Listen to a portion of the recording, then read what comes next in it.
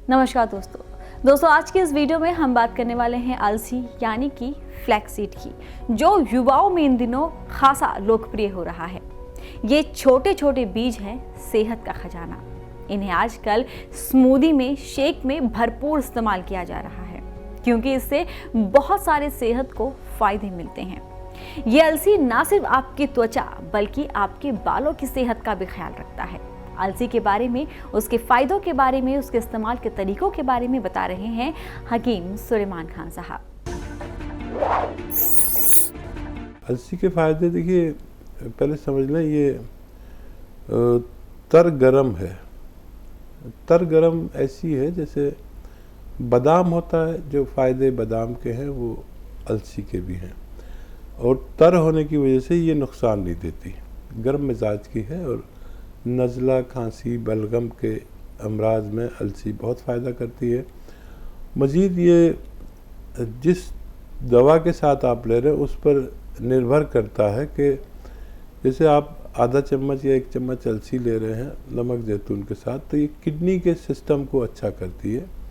और किडनी, क्योंकि हमारा एक छन्ना है जो हमारा खून को साफ़ करता है और जो गंदगी है उसे बाहर कर देता है, तो कभी कभी किडनी हमारी इम्प्रेस हो जाती है और वो अपना काम नहीं करती, तो इसे किडनी को उसकी जिम्मेदारी का एहसास दिलाती है कि अब खून को पूरी तरह साफ़ करें और मशक्क़त से काम करें। किडनी की मरम्मत भी ये करती है। दूसरे, ये स्किन के लिए बहुत अच्छी होती है, क्योंकि इसमें एक तेल है जो बहुत पतला बारीक तेल होता है, जो हमारे स्किन की खुराक है। विटामिन ई इसमें होता है, क्योंकि जैसे अखरोट है, अखरोट का जो विटामिन ई है वो इस तरह का है कि हमारा उसको खाने से हमारा वज़न बढ़ता नहीं बल्कि कम होता है। तो एक एक दवा के इतने फ़ायदे हैं कि मैं अगर बताने बैठूं तो पूरा प्रोग्राम एक ही दवा पर चला जाए। और ये हज़म भी करती है और बहुत सारे फ़ायदे होते हैं। आप अपनी ज़रूरत का फ़ायदा तलाश कर सकते हैं। ऐसे ही तमाम बीमारियों के असरदार घरेलू उपायों को जानने के लिए आप हकीम सुलेमान जी के इस वीडियो को अंत तक जरूर देखिए, और ज्यादा जानकारी के लिए हमारे YouTube चैनल हकीम सुलेमान पर जरूर आएं। नेक्स्ट कॉलर हैं सक्सेना जी हमारे साथ। स्वागत है आपका। नमस्कार जी। नमस्कार सर, कहाँ हकीम से साहब बात को कर रहे हैं? बहुत बहुत आदाब। आदाब, जय हिंद, स्वागत भाई आपका। सर मेरी एज 80 के करीब हो रही है और पैंक्रियाज में मेरे को पथरी बताई है। हेलो जी जी। और हम इस एज में वो कहते हैं इसका ऑपरेशन के अलावा कोई इलाज है नहीं, इसको निकाल देंगे, तो वो हम नहीं चाहते हैं। और दर्द अभी तक हुआ नहीं है जब से है, तो अब क्या करें समझ में नहीं आता। कभी दर्द होगा तो क्या होगा, कहते बहुत तेज दर्द होता है। कितना बड़ी बताइए पथरी? 5 mm की बोली उन्होंने। ठीक है, हाँ देखिए, कोशिश कर लीजिए, एक नुस्खा 5 दिन लें। पथरी अभी छोटी है, शायद निकल जाए। बड़ी पथरी निकलना मुश्किल होता है, तो एक नुस्खा आप नोट कर लें, और वो नुस्खा ये है कि असली जैतून का सिरका और असली जैतून का तेल। तो देखिए, नकली की भरमार है, जहाँ से दे देंगे वो नकली दे देंगे, आप तो पहचान नहीं पाएंगे, तो असली लेना ज़रूरी है। असली जैतून का सिरका, असली जैतून का तेल, 3 चम्मच जैतून का सिरका, 3 चम्मच जैतून का तेल 2 गिलास पानी में मिला दें, और इसको आप पी लें सुबह निहार मुँह, बस एक खुराक। और ये खुराक आप सिर्फ 5 दिन तक ले सकते हैं।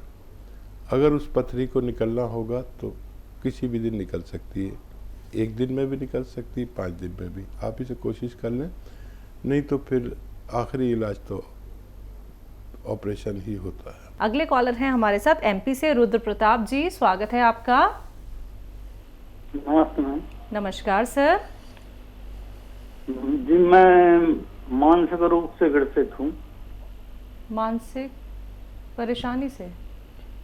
जी हाँ, 30 साल पहले मेरी माताराम का हार्ट फेल हो गया था। जब से नींद और भूख की परेशानी है। एज कितनी है आपकी? 51 वर्ष। ठीक है। जी। हाँ, देखिए, मानसिक रोग से पीड़ित है, लेकिन समझदार बहुत हैं आप, बहुत ठहराव है आपकी बातचीत में। मानसिक रोगी इतने ठहराव से बात नहीं करते हैं, पढ़े लिखे भी हैं आप, समझदार भी हैं, और आपका रोग ठीक हो सकता है। तो याद रखें कि 2 चीज़ें, बल्कि 3 चीज़ें मैं बता रहा हूँ, वो आप लें। खसखस आपके किचन में होती है। खसखस 100-200 ग्राम खसखस, जितनी खसखस लें उतना ही धनिया, उतनी ही सौंफ। खसखस, धनिया और सौंफ 100 ग्राम ले लें, 300 ग्राम हो जाएगी। इसको साफ सूफ करें और इसका बारीक पाउडर यानी चूरन बना के रख लें। खसखस, धनिया और सौंफ, और इसका 1 चम्मच सुबह खाली पेट खा लिया करें। और एक आता है नमक जैतून, ये असली लेना है, नकली 100% मिलता है। ये स्वाद में नमकीन नहीं होता, ये इसकी पहचान है, और देखने में बिल्कुल नमक जैसा लगता है। तो ये मानसिक रोगियों के लिए भी बहुत फ़ायदेमंद है। 1 चुटकी नमक जैतून 1 गिलास पानी में मिला दें, या 2 गिलास पानी में, और इस पानी से ये जो 3 चीज़ों का पाउडर, खसखस, धनिया और सौंफ, चम्मच भर के खाएं। चाहें तो इसमें आप अपनी पसंद के शक्कर भी मिला सकते हैं, मीठा भी कर सकते हैं, 100 ग्राम शक्कर भी मिला लें तो कोई बुराई नहीं है, अगर शुगर नहीं है तो। 1 चम्मच भर के खाएं खाली पेट, और ये पानी पी लें। नमक जैतून असली ज़रूर लें, नकली बहुत मिलता है, पानी मिला के इससे खाया करें। दिन 2 बार, एक तो सुबह को और एक रात को सोते समय। आपकी ये सारी परेशानी में फ़ायदा होना मुमकिन है। जी। बनारस से हैं योगेंद्र प्रसाद जी, स्वागत है आपका। हाँ सर, नमस्ते जी। जय हिंद प्रसाद साहब। करना है जी। हेलो, अरे बनारस से बोल रहे हैं योगेंद्र प्रसाद सिंह, हकीम साहब से बात कर। जी, बात हो रही है। बनारस वालों, आपका बहुत स्वागत। हाँ सर, नमस्ते। जय हिंद। बनारस वालों के लिए सलाम। सर, मैं दवा मंगाया हूँ आप यहाँ से। वो गोंद सिया मंगाए हैं, जैतून मंगाए हैं, और इसके बाद में वो जो है कैप्सूल भी मंगाए हैं। Hello sir. जी जी, आप बोलते रहिए, आपकी आवाज़ आ रही है। कब मंगाए हैं, कितने दिन से खा रहे हैं, कितना फ़ायदा है? फायदा तो है, आराम है, बहुत आराम। 15 दिन अभी खाए हैं, तो आराम है, बहुत आराम है, ठीक लग रहा है, पहले से ठीक है, बहुत ठीक है। वैसे मैंने बहुत इंग्लिश दवा खाए हैं, जांच कराए हैं, सब तमाम किए, बहुत काफी किए हैं। उसके बाद जो है MRI कराए, सब जो है ये है। तो मेरी वाइफ को भी इसी तरह का दिक्कत है, कमर में दर्द है। तो जो दवा मंगाए हैं हम तो खा रहे हैं, वाइफ को मंगाना है थोड़ा सा, उसके लिए भी ये सोच रहे हैं कि मंगा दें। तो ये इसके लिए ये दवा चलेगा, ये जो तीनों दवा जो मंगाए हैं उसके लिए चलेगा ये दवा जो है। उसको भी कमर में तकलीफ है बहुत ज्यादा जो है, और इसके बाद स्पॉन्डिलाइटिस की भी दिक्कत है जो है, इस तरह का ये जो है। ठीक है, ठीक है जी। और देखिए बनारस वालों, आप बहुत समझदार हैं, और क्या इलाज नहीं किया आपने, जांच क्या नहीं कराई। और देखिए, भगवान ने जो फ़ायदा दिया जिस दवा से, उसमें मेरा मशवरा शामिल था। फ़ायदा भगवान ने ही दिया।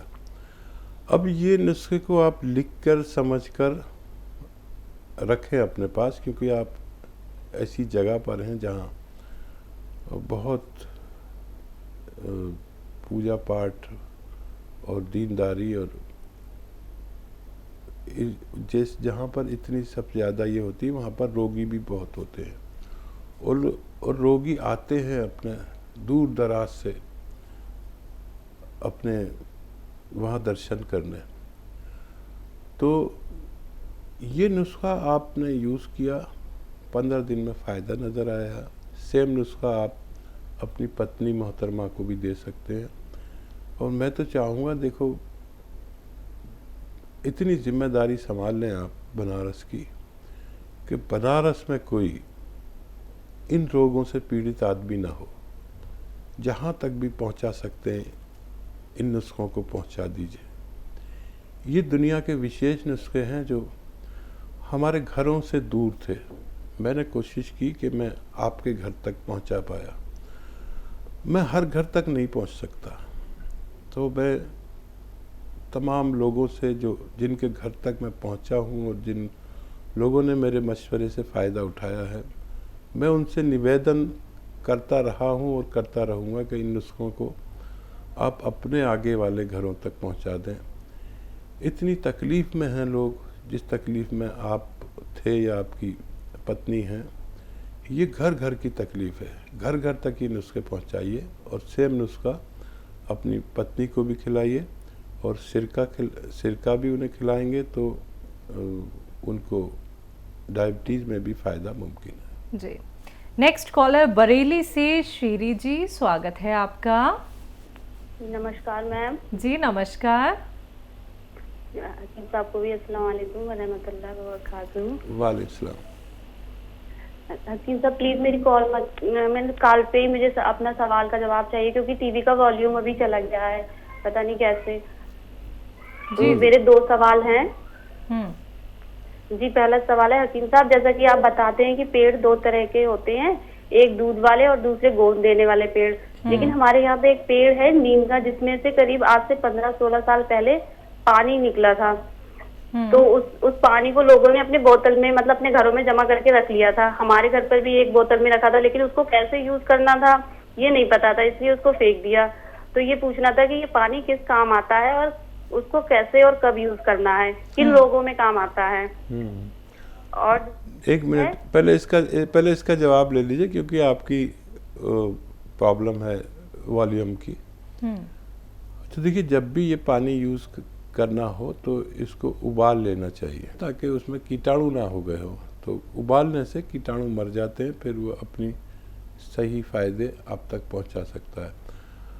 तो देखिए, मैं इस बारे में ज़्यादा वो नहीं हूँ कि उसमें से पानी निकला। जिनसे पानी निकलता है वो भी गोंद का काम करता है, और जिनमें से दूध निकलता है वो दूध वाला पेड़ होता है। तो कोई उसकी बात नहीं है। और गोंद के फ़ायदे हो सकते हैं। नीम का गोंद है तो ये खून साफ़ करने के काम आ सकता है, और नीम के जो भी फ़वायद हैं उनमें काम आ सकता है। दूसरा सवाल बताइए। जी दूसरा सवाल है, मुझे सेब का सिरका बनाना है हकीम साहब अपने लिए, तो उसे कैसे बनाना है उसको, और अपने फेस पे कैसे अप्लाई करना है। जी सेब लीजिए बहुत अच्छे किस्म के, या ख़राब भी ले लेते हैं। देखिए, जो सिरके बनते हैं वो ख़राब फलों से बनाते हैं कंपनी वाले, हम लोग अच्छे फलों से बनाते हैं। तो सेब अगर ख़राब भी हो तो उसको काट के, और एक शीशे का जार हो या प्लास्टिक का बर्तन हो, उसमें डाल दीजिए। जैसे आपका 1 किलो का बर्तन है तो उसमें 2 सेब से 3 सेब तक काट के डाल दीजिए, या जूस निकाल के डाल दीजिए, और 1 मुट्ठी भर के या 2 मुट्ठी शक्कर डाल दीजिए, और बाकी पानी डाल दीजिए। इसको बंद करके धूप में रख दीजिए, जहाँ रोज़ाना अच्छी धूप इसे मिले, और 21 दिन तक इसे खोले नहीं। तो 21 दिन के बाद इसको खोलेंगे तो इसमें जो भी क्रिया होगी वो हो जाएगी। ये सड़ जाता है, इसमें जरासीम होकर, कीटाणु पड़कर, और वो सेब को और उसको शक्कर को खाते हैं और जो कुछ आपको देते हैं वो एक एसिड होता है जिसे हम सिरका कहते हैं। अब ये तैयार नहीं हुआ, लेकिन 21 दिन बाद आप इसका ढक्कन लूज़ कर दें तो एक क्रिया तो हो चुकी। दूसरी क्रिया जो दूसरा अमल है ये ऑक्सीजन के साथ मिलकर करता है। तो पूरा खोल देंगे तो ये उड़ जाता है, तो ऐसा खोलिए कि लूज़ हो जाए और फिर ये सांस लेने लगता है, हवा लेने लगता है ऑक्सीजन के साथ। फिर ये क्रिया करता है 3 महीने तक। 3 महीने में आपका ये सिरका तैयार है। अप्लाई तो चेहरे पर कॉटन में भिगो के और चेहरे पर लगाते हैं, मैं भी कभी कभी लगाता हूँ। और थोड़ी सी हल्की सी मिर्चें लगती हैं, बर्दाश्त आप कर सकते हैं उसे। आँखों को बचाकर बाकी जगहों पर आप लगा सकते हैं। फिर ये सूख जाता है, एकदम चेहरा टाइट सा हो जाता है। फिर एक बार और लगाएं और फिर ये सूख जाता है, फिर चेहरा टाइट सा हो जाता है। तो फिर आप नॉर्मल पानी से इसे धो लें, आपका चेहरा एकदम खिला खिला और बेदाग सा नज़र आता है। ये एक बहुत अच्छा फेस वॉश कह सकते हैं आप, जो ओरिजिनल है, आपने बनाया है और चेहरे की गंदगी को साफ़ करता है।